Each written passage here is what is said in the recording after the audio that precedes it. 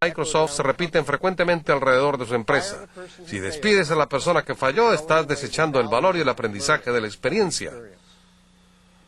Cuando el gerente de los programas de contabilidad le informó a Bill Gates en 1989 que el producto contenía una falla mayor y que tendrían que mandarlo a recoger de todos los clientes usuarios, Gates dijo: bueno, hoy perdiste $250,000, mañana tendremos que realizar las cosas mucho mejor. Esto es especialmente relevante en la actualidad porque la nueva economía global coloca el conocimiento en el corazón del crecimiento y el desarrollo de la organización. El facilitar y acelerar la liberación de los conocimientos y la creatividad de las personas, gente, es por lo tanto el reto clave para todas nuestras organizaciones. El poder asimilar y comprender el conocimiento con mayor facilidad es la promesa de la era digital, pero para aprovechar esto, las organizaciones deben aceptar que su fuerza radica en el hecho de que su gente posea el conocimiento. Proporcionando un contexto oportuno para liberar el conocimiento, compartiendo ideas y construyendo el conocimiento, una organización puede impulsar la innovación con el conocimiento nuevo. Es por esto que muchas empresas actualmente están dando renovada atención al desarrollo y apalancamiento de sus recursos humanos. Aunque diversas organizaciones les dan nombres diferentes a estos esfuerzos, más y más tales actividades se clasifican bajo el concepto de capital intelectual. En esta nueva era de propiedad intelectual, la distinción entre los trabajadores de cuello azul y cuello blanco se están ya perdiendo, siendo estos reemplazados ahora por trabajadores de cuello dorado. Es decir, personas que poseen conocimientos estratégicos. Hace mucho tiempo que las empresas han sido valoradas de acuerdo con sus activos financieros y sus ventas, además de sus propiedades en bienes raíces y otros activos tangibles. Pero tales evaluaciones financieras ya son insuficientes para medir el valor real de las organizaciones actuales, especialmente aquellos que cuenten con pocos activos tangibles. ¿Qué precio se le puede poner a la creatividad, normas de servicio, alianzas o sistemas únicos de informática? Los métodos contables tradicionales no reflejan el valor de tales activos, aunque intangibles, vitales para el crecimiento sostenido. El capital intelectual es por lo menos tan importante como el capital financiero para proporcionar un cuadro preciso del valor real de una empresa y su capacidad de producir ganancias sostenibles. Sin embargo, debido a que el capital intelectual no ha sido tradicionalmente medido o reportado, los valores que representa por regla general quedan fuera de la vista. La Sociedad Americana de Control de Calidad ha creado el Índice Americano de Satisfacción del Cliente, que es un buen ejemplo de un método para estimar el valor económico que representa el capital para nuestros clientes. El capital humano representa el conocimiento, las destrezas y la capacidad del personal en lo individual de generar soluciones útiles a los clientes. El capital estructural consiste de todo lo que queda en la organización cuando los empleados se van para sus hogares. Bases de datos, expedientes de clientes, manuales para programas de informática, marcas comerciales, estructuras organizacionales y demás. Posiblemente usted crea que estoy exagerando. Podrán preguntarse si en realidad todo esto es tan importante como lo estoy pintando. Lou Platt, presidente del Consejo Administrativo y Ejecutivo en jefe de Hewlett Packard, dice que las empresas que tendrán éxito en el siglo XXI van a ser las que mejor logren capturar, almacenar y multiplicar los conocimientos de su personal. Creo que es el momento para una pausa, pero primero quiero señalar el interés mundial que existe con respecto al manejo del conocimiento, que se subrayó el mes pasado en la conferencia sobre el manejo del conocimiento en Londres, con la publicación de una lista para 1998 de las empresas de conocimiento más admiradas.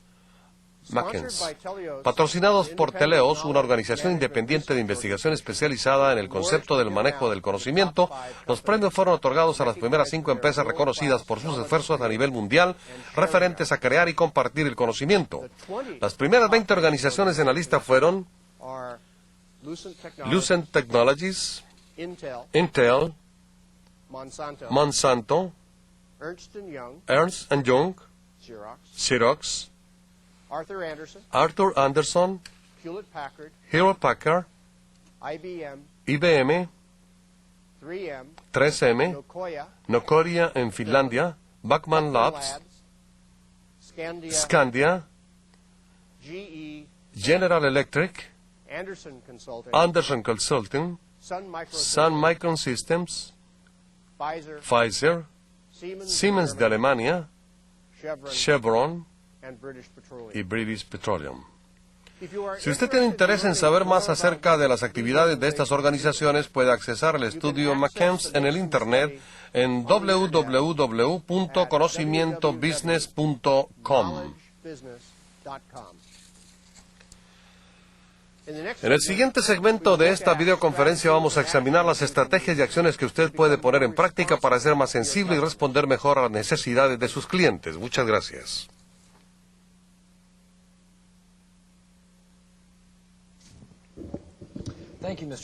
Muchas gracias, señor Finnegan. Empecemos ahora con nuestra primera sesión de preguntas y respuestas.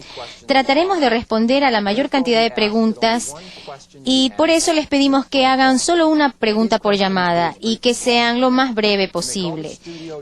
Pueden llamar directamente al estudio a los números que aparecen en la pantalla, al número de teléfono o de fax, y les recordamos que por favor se aparten del monitor para evitar las interferencias de sonido. Nuestra primera llamada nos llega de México, de la Universidad La Salle, la Ciudad de México. Adelante, México. Buenos días. La pregunta es la siguiente. ¿El conocimiento de las empresas más admiradas en el sitio web recomendado es útil para cada empresa mencionada o sirve para cualquier otra? ¿Y qué tipo de conocimiento es? Gracias.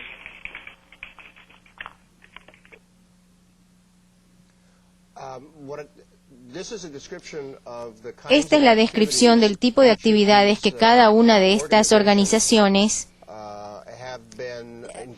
han tenido y en algunos casos son descripciones bastante ampliadas de dichas actividades y cómo se iniciaron, y en algunos otros sentidos tal vez no son muy reveladoras, informativas, pero creo que un observador interesado puede tener a través de ella la oportunidad de saber lo que otros están haciendo y obtener algunos contactos con personas que estarían disponibles para intercambiar información. Ese es un punto de partida.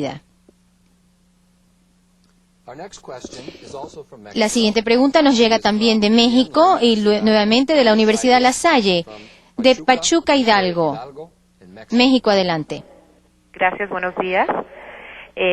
Queríamos pedirles de favor que profundizaran más en la nueva forma de medir la productividad. Gracias.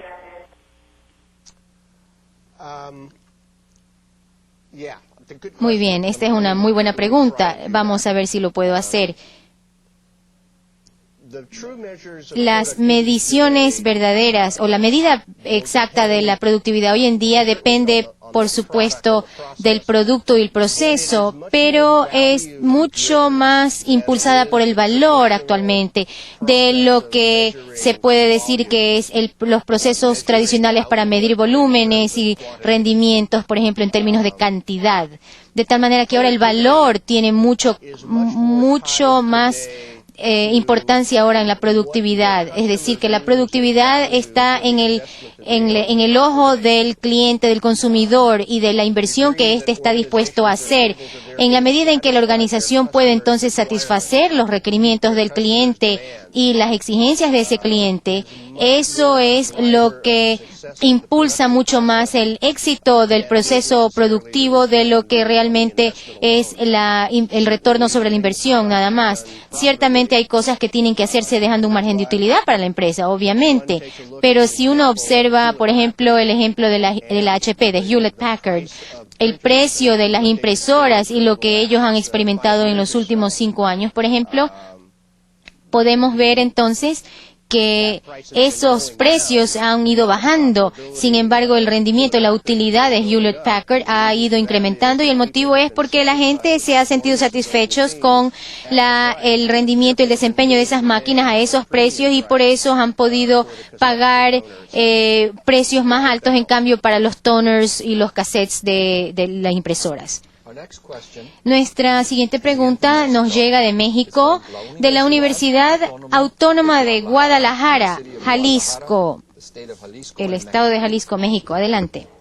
Bueno, para darles una pregunta, ¿nos podía complementar sobre el futuro del capital humano en Latinoamérica para el siglo XXI y el reto que tiene que afrontar ante los países desarrollados?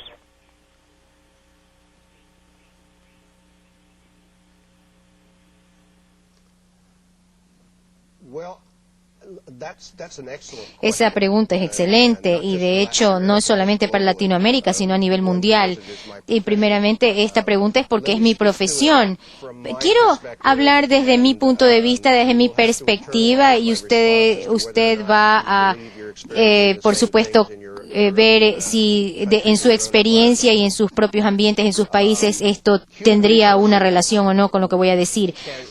Los recursos humanos a veces se describen como la adquisición, retención y desarrollo de buena gente, de buen personal. Esta es una generalidad tal vez, pero es una buena descripción, diría yo. Desafortunadamente, muchos de nosotros en este negocio hemos quedado atrapados en los últimos años en temas y problemáticas sobre leyes, sobre conservación de datos, administración, y nos hemos vuelto bastante burocráticos y realmente hemos sido siempre profesionales en cuanto a todos esos temas y cuestiones de adquisiciones, retención, etcétera. Lo que ocurre ahora debido a la tecnología y su desarrollo y la capacidad que tenemos de tomar muchos de estos elementos burocráticos y centralizarlos en algunos casos, y los hemos automatizado. Entonces estamos liberando un poco los activos de recursos humanos para que puedan estos enfocarse mucho más en las necesidades de la organización, tanto en términos de desarrollo organizacional como de desarrollo de personal.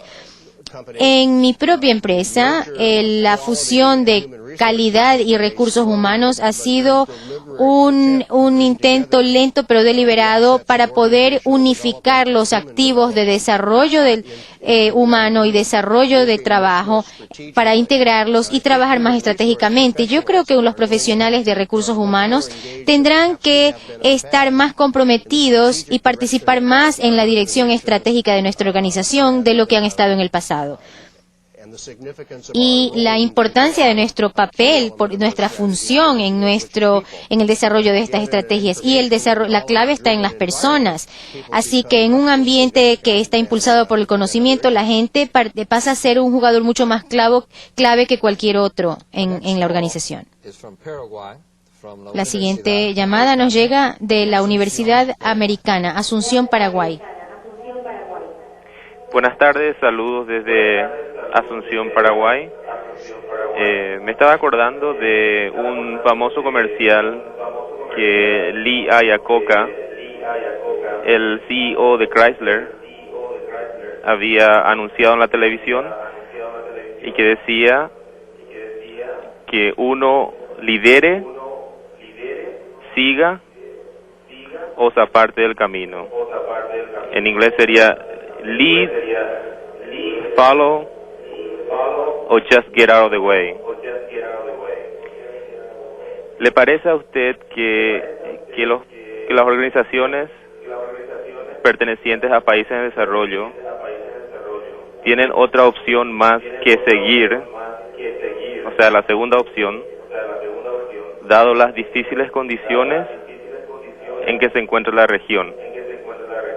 ¿Y cuál le parece que es la mejor manera de manejar el concepto de benchmarking, dando las grandes desventajas en términos estructurales y principalmente de capital humano? Gracias. Su pregunta también es muy grande y trataré de contestarla brevemente. Entiendo el desafío, el reto al que usted se refiere. En algunos casos, las organizaciones existentes podrán encontrar que es necesario seguir y siguen una tendencia de una organización más grande. Las alianzas se vuelven, creo yo, una forma excelente para que las organizaciones adquieran nueva tecnología, nuevo conocimiento y nuevas competencias para enrumbarse en una dirección particular nueva. Muchas organizaciones encuentran que en estas fusiones tienen que establecer la alianza y a medida que van creciendo más internamente, pueden establecer sus propias directivas, rumbos. Si tenemos en mente presente que el mercado cada vez es más mundializado, tenemos que permitir que las empresas ahora no tienen límites y están limitados a los recursos de un país particular, sino que la limitación viene de los cerebros de sus propias personas, de su personal. Yo creo que el benchmarking es ahora una cosa generalizada entre todas las instituciones y organizaciones y es una práctica que realmente hay que adoptar, y sea que se hace a través de una investigación en los sitios de la Internet o de otras organizaciones, porque es necesario conocer qué es lo que hacen aquellos que tienen excelencia en el campo. Nuestra siguiente pregunta nos llega de México, de la Universidad Autónoma de Baja California Sur, en la ciudad de La Paz, estado de Baja California Sur, México. Sí, buenos días.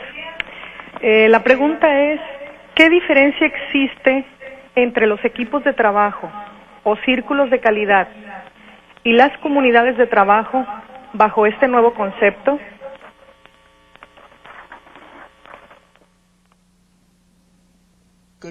Muy buena pregunta. En lo que se refiere a procesos, probablemente hay muchas similitudes. En cuanto a la práctica real, por supuesto, hay una gran diferencia. Los tipos de comunidades o los trabajos de comunidades o comunidades de prácticas que están desarrollándose en nuestras organizaciones actuales están emergiendo, aflorando en cuanto a la necesidad de lograr un trabajo donde muchos grupos de personas se unen, convergen, porque reconocen su interdependencia y el valor de los unos y los otros. Esto comparado con una naturaleza más explícita de un círculo de calidad que muchas veces es creado por la administración o gerencia para realizar una tarea determinada. Lo que nosotros llamamos una comunidad de trabajo de comunidad o la comunidad en trabajo, en realidad es un trabajo interdependiente de cooperación, y la organización debe ver cómo facilitar este fenómeno, y creo que vamos a hablar de esto en la próxima sesión. Esta pregunta nos llega de México, de la Universidad Autónoma de Chihuahua, ciudad de Chihuahua, estado de Chihuahua, México. Buenos días. La pregunta es, ¿cómo lograr medir el capital intelectual en las organizaciones para saber su valor real y poder integrarlo a los estados financieros? Gracias.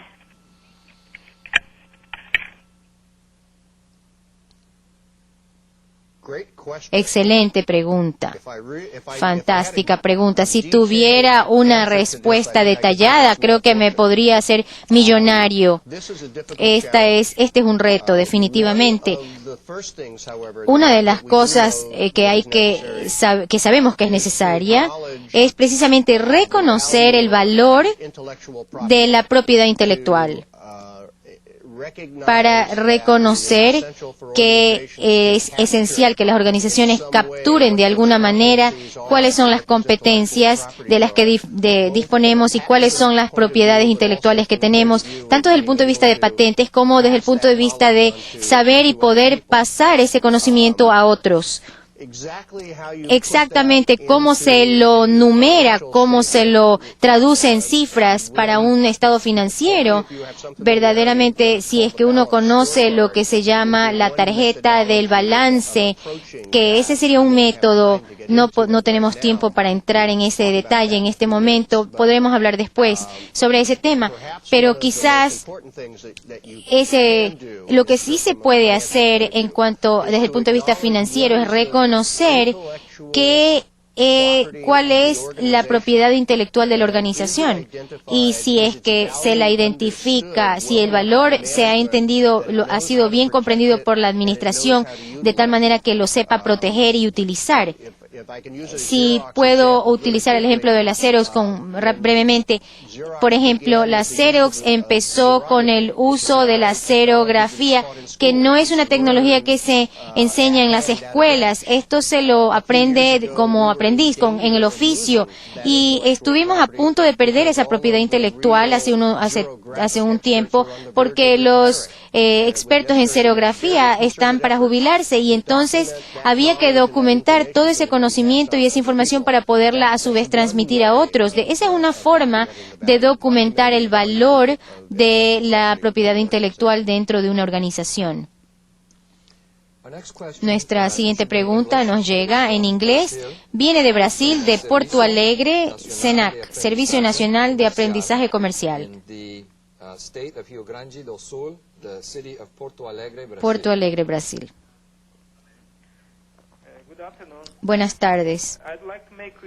Me gustaría hacer una pregunta. ¿Cuáles son las herramientas o instrumentos más utilizados, más eficientes para realizar el benchmarking? Las mejores herramientas o instrumentos para realizar el benchmarking son, primeramente, tener un buen modelo, tener un proceso que sea bien entendido por ustedes y que ustedes puedan explicar a la organización con la cual quieren asociarse para hacer el benchmarking, ¿no? De tal manera que todos sigan el mismo proceso básico. Y la siguiente herramienta es comprender cuáles son los procesos más importantes dentro de su organización, cuáles son las cosas que ocurren en su organización que son la clave de su éxito y ver si las hacen bien.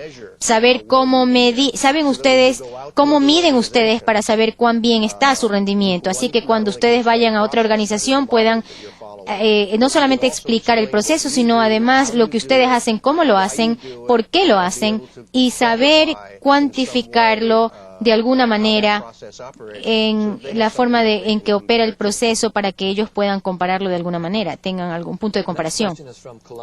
La siguiente pregunta nos llega de la Federación Nacional de Comerciantes, Medellín, Colombia.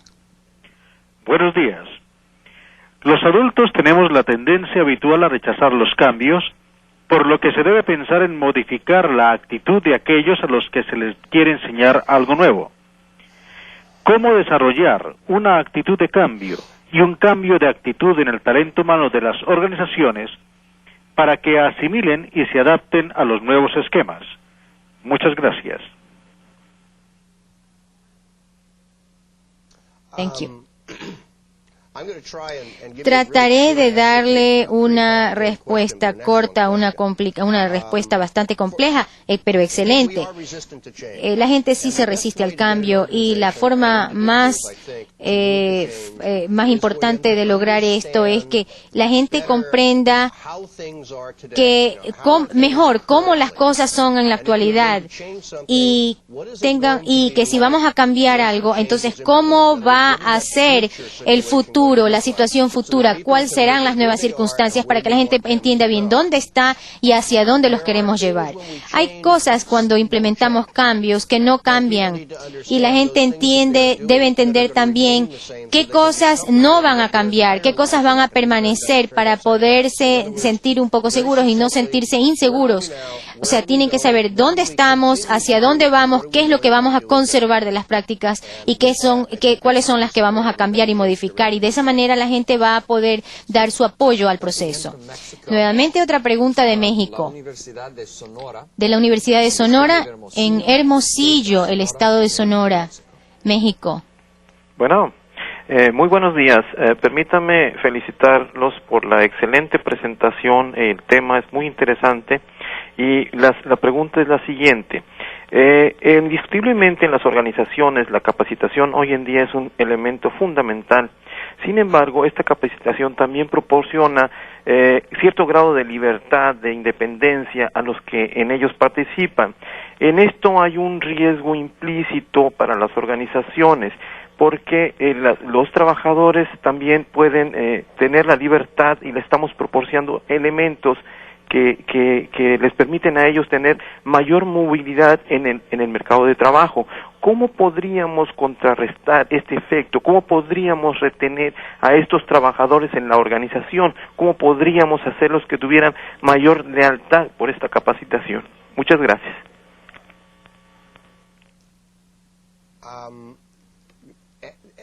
Muy excelente su observación. Definitivamente es una pregunta muy buena. No existe una sola respuesta. La condición en un ambiente impulsado por la información, la condición de las gentes del personal que adquiere competencias estratégicas y las reglas del mercado son de oferta y demanda, esa es la realidad del nuevo milenio.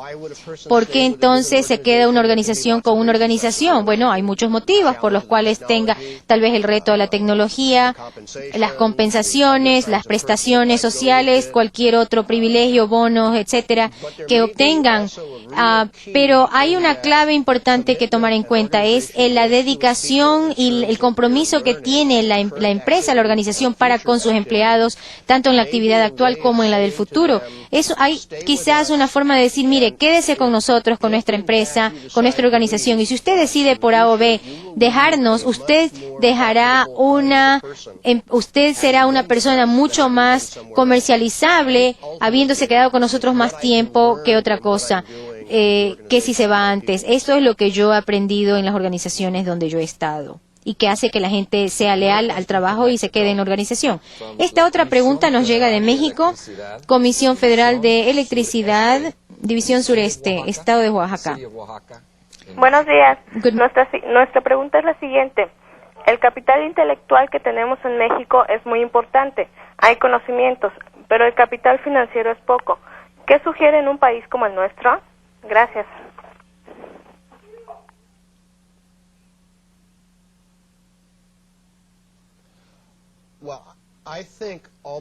En realidad, casi todos los países de este mundo que pueden demostrar a los inversionistas que tienen una capacidad de mercado y una competencia, una posibilidad de apoyar esa inversión, podrá recibir esas inversiones, ya sea que es Vietnam, como el nuevo Valle del Silicón, o Alemania Oriental, que se esté emergiendo como la nueva Alemania federal en el terreno de lo económico, o México, como un tiempo estuvo como el principal receptor de inversiones extranjeras, de tal manera que esto va a continuar en la medida en que los países y los ambientes se autoprotejan. Yo diría que hay la capacidad de participar en esta nueva economía, se limita un poco y los inversionistas pueden o no buscar ese camino. Yo no soy economista, lo siento, no puedo responder más técnicamente. Gracias. La siguiente pregunta creo que nos llega en inglés de Estados Unidos, de la OEA. Adelante. Washington, D.C. Buenos días. Dada la cultura de Latinoamérica donde no se comparte tan rápidamente la información, ¿cómo afecta esto el futuro del benchmarking en Latinoamérica? Muy buena pregunta. Y esto, por supuesto, siempre surge una y otra vez. Entiendo el problema y simpatizo y comprendo las dificultades que existen en este campo. Sin embargo, cada vez más las limitaciones transfronterizas han continuado cambiando. Las empresas, tanto en México como en otras partes de Latinoamérica, encuentran que es necesario crear alianzas y definirse en competencia con las organizaciones que antes no dialogaban o con las que han tenido que competir, y para mejorar sus procesos, la forma en que se han dado cuenta que lo pueden hacer es precisamente haciendo un benchmarking, de tal manera que ahora están más abiertos a eso. Y yo conozco muchas organizaciones en México que he visitado y con los cuales he dialogado sobre benchmarking, y han entrado, por supuesto, con cierta reserva, con dificultades un poco renuentes, pero han encontrado que les ha servido mucho y han tenido mucho éxito, y en mi experiencia en particular en México es una herramienta, un instrumento muy importante.